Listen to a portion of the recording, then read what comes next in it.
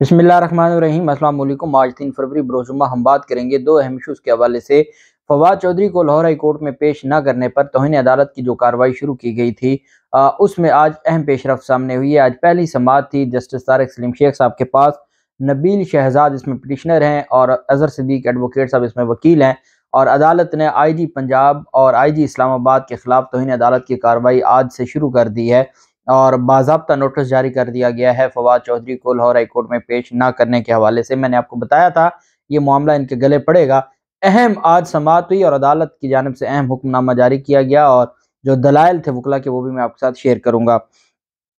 साथ हम बात करेंगे सुप्रीम कोर्ट ऑफ पाकिस्तान में दो अहम केसेस की समाअत हुई, उसकी तफसील भी मैं आपके साथ शेयर करूंगा। और साथ सिंध हाई कोर्ट ने रेंजर्स की जानिब से शहरियों की गाड़ियां रोकने का अख्तियार किस कानून के तहत हासिल है रेंजर्स को, उस पर भी सवाल रिपोर्ट तलब कर ली है। ये बेसिकली कराची में एक वाक़या हुआ, एक शहरी की गाड़ी जब्त करने का ये मामला था और अदालत ने इस्तफसार किया कि रेंजर्स को शहरियों की गाड़ियां रोकने का अख्तियार किस कानून के तहत हासिल है कि वो शहरियों की गाड़ियां रोकें और उनको चेक करें। सिंध हाई कोर्ट में शहरी आजम खान की गाड़ी तहवील में रखने के खिलाफ दरख्वास्त पर सिंध हाई कोर्ट में समाअत हुई। अदालत ने हुकूमत सिंध से रेंजर्स के इख्तियारात से मुतल्लिक तफसीली रिपोर्ट तलब कर ली। अदालत ने कहा हमें बताया जाए कि रेंजर्स के पास बेसिकली इख्तियारात हैं कौन से और क्या रेंजर्स अपने इख्तियारात से तजावुज़ करके शहरियों की गाड़ियाँ तक भी तहवील में ले रहा है, या जो काम पुलिस के हैं वो रेंजर्स क्यों कर रही है। रेंजर्स का काम तो सिर्फ अमन व अमान के लिए काम करना है, वो शहरियों की गाड़ियाँ क्यों रोक रहे हैं, गाड़ियाँ क्यों तहवील में ले रहे हैं। उस पर अदालत ने कहा कि सिंध हुकूमत ने जो इख्तियारात रेंजर्स को दिए हुए हैं सिंध में या कराची में, उसकी तफसीलात तो ज़रा जमा करवाएं कि आपने इनको काम दिया क्या है। अदालत ने रिमार्क दिया कि रेंजर्स को शहरियों की गाड़ियां रोकने का अख्तियार किस कानून के तहत हासिल है। क्या शहरियों की गाड़ियां दहशतगर्दी में इस्तेमाल हो रही हैं या हर शहरी की गाड़ी इस तरीके से तहवील में ली जाएगी। सरकारी वकील ने अदालत में मौक़िफ़ पेश किया कि इंसदाद दहशतगर्दी के कानून के तहत पुलिस के साथ जो दीगर कानून नाफिज करने वाले इदारे हैं उनको भी पुलिस के इख्तियारात होते हैं, उनके पास भी पुलिस के इख्तियारात होते हैं। अदालत ने हुक्म दिया कि एक हफ्ते में बताया जाए कि सूबे में रेंजर्स को क्या इख्तियारात दिए गए हैं। अदालत ने इस्तफसार किया कि मुतल्लिका रेंजर्स अफसर का तल्लुक किस विंग से है, रेंजर्स के मुतल्लिका ज़िला का ज़िम्मेदार अफसर कौन है, ज़िम्मेदार अफसर के दस्तखत से वाक़िया की तफसीली रिपोर्ट आइंदा समाअत पर पेश की जाए कि यह सारा मामला हुआ क्यों है। रेंजर का जो भी ज़िम्मेदार अफसर है वो बाकायदा अपने दस्तखतों से एक रिपोर्ट अदालत में जमा करवाए और अदालत को बताए कि जो शहरी की गाड़ी तहवील में ली गई है इसके पीछे वजह क्या है, ये वकूआ क्या है और क्यों एक शहरी की दरख्वास्त गाड़ी तहवील में ली गई है गैर कानूनी तरीके से। साथ सिंध हुकूमत को हुक्म जारी किया सिंध हाई कोर्ट की जानिब से और कहा गया है कि आप हमें एक हफ्ते में जवाब दें कि रेंजर्स के पास कौन से इख्तियारात हैं और सिंध हुकूमत ने उनको कौन से इख्तियारात दिए हुए हैं, उसकी रिपोर्ट भी सिंध हाई कोर्ट की जानिब से तलब कर ली गई है। आपने देखा होगा वो एक DSP का जो मामला बना है, पुलिस का DSP है और उसको थप्पड़ मार रही है खातून और उसका भाई गाड़ी में है और अलग ये किया गया और जो DSP की जानिब से एक इंटरव्यू भी वायरल हुआ है, वो बात कर रहे हैं और वो कहते हैं कि वो खातून कहती थी कि मेरा भाई कमांडर है नेवी में और इस वजह से वो मुझे धमका रही थी, धक्के दे रही थी और थप्पड़ मार रही थी। इंतहाई वैसे भी एक बुजुर्ग अफसर था और उसके चेहरे पर दाढ़ी भी थी और उसको थप्पड़ मार के उसको धक्के दिए जा रहे थे। अब सवाल ये है कि क्या जो भी बड़े लोग हैं, ताकतवर लोग हैं, क्या वो कानून से मावरा हैं, उनके खिलाफ कार्रवाई नहीं होगी।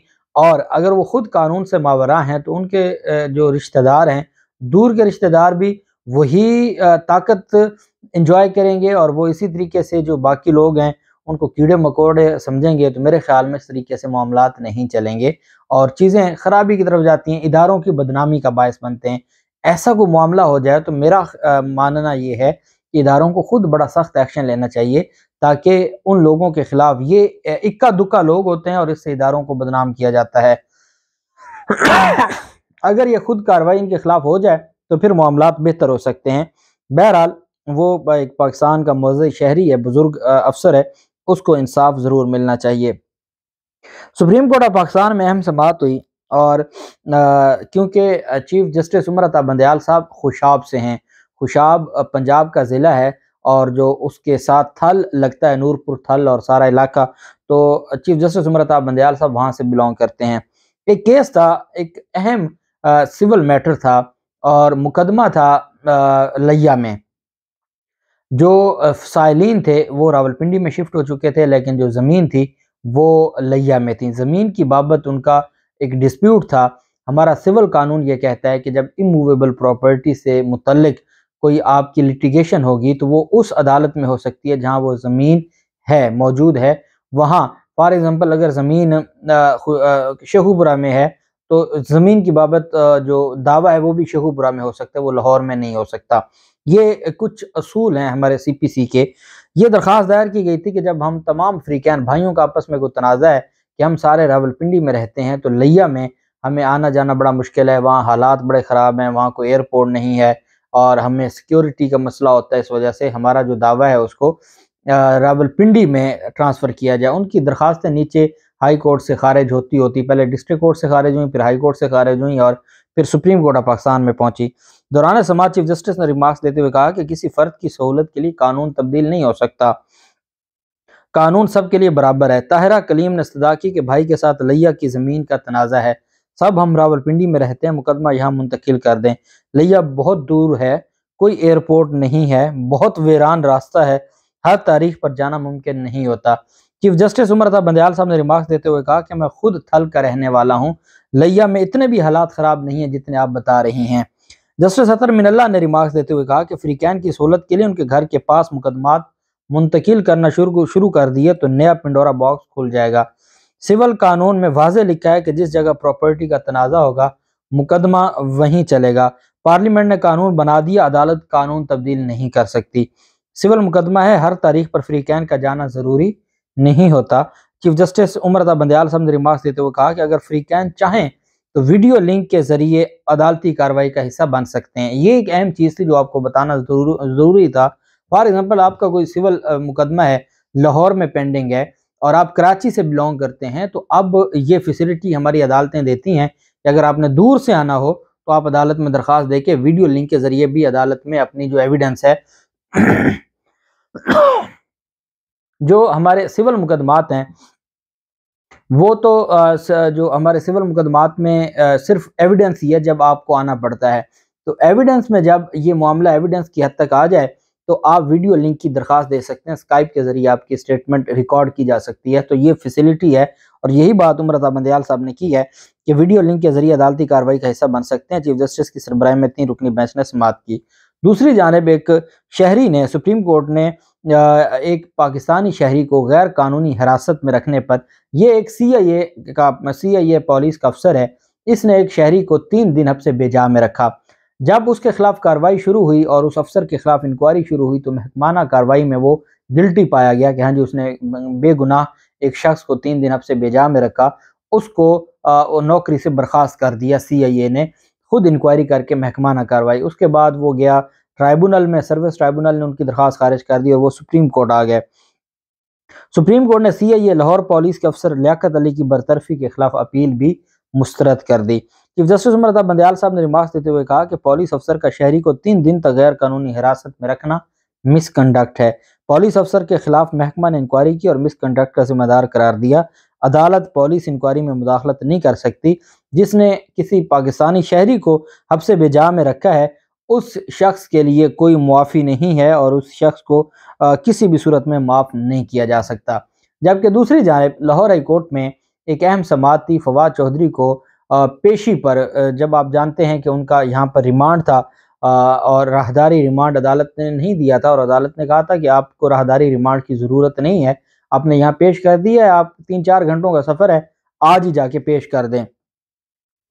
اب وہاں پر پیش کرنا تھا اور اسلام آباد میں، تو اتنے میں ابھی وہ سروسز ہاسپٹل میں ان کا میڈیکل ہو رہا تھا. تو جو جسٹس طارق سلیم شیخ صاحب ہیں انہوں نے عدالت وہاں پر درخواست گئی ہوئی تھی نبیل شہزاد کی جانب سے، تو عدالت نے کہا کہ ان کو پہلے میرے پاس پیش کریں. ایک دفعہ ہوا، دوسری دفعہ ہوا، تیسری دفعہ ہوا، 3 بج گئے اور ان کو پیش نہ کیا گیا.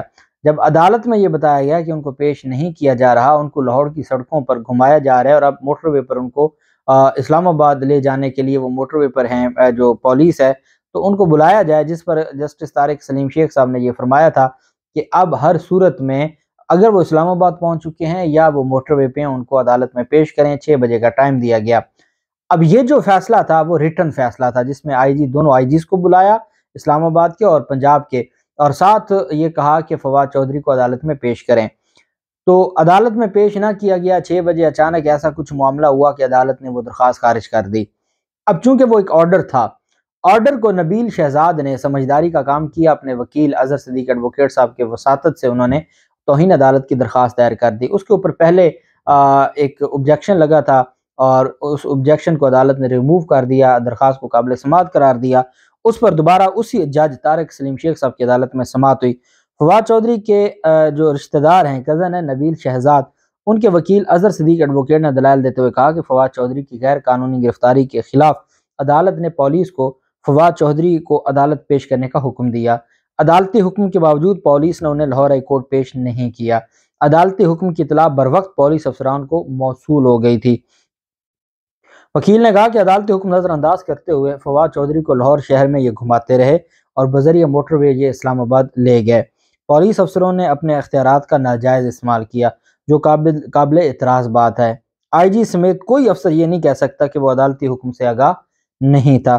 انہوں نے کہا کہ پولیس افسران نے جان بوجھ کر عدالتی حکم کو نظر انداز کیا اور توہین عدالت کے مرتکب ہوئے۔